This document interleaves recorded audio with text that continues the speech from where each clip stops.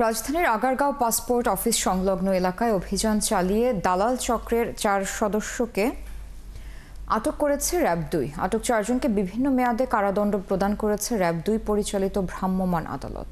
বিস্তারিত ইমতিয়াজ সনির প্রতিবেদনে।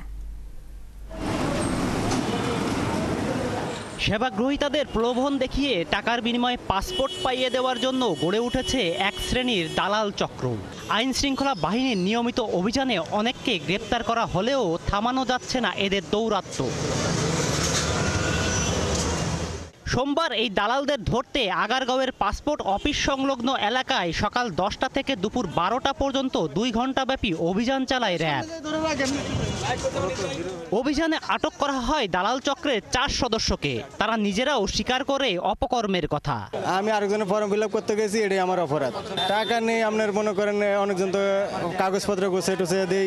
র্যাব জানায় সংঘবদ্ধ এই দালাল চক্র নানা কৌশলে দ্রুত পাসপোর্ট পাইয়ে দেওয়ার কথা বলে জনপ্রতি 5 থেকে 20,000 টাকা পর্যন্ত নেয়। সেবা পাইয়ে দেওয়ার কথা বলে তাদেরকে সরকার নির্ধারিত যে টাকা আছে তার থেকে বেশি টাকা তারা দাবি করে।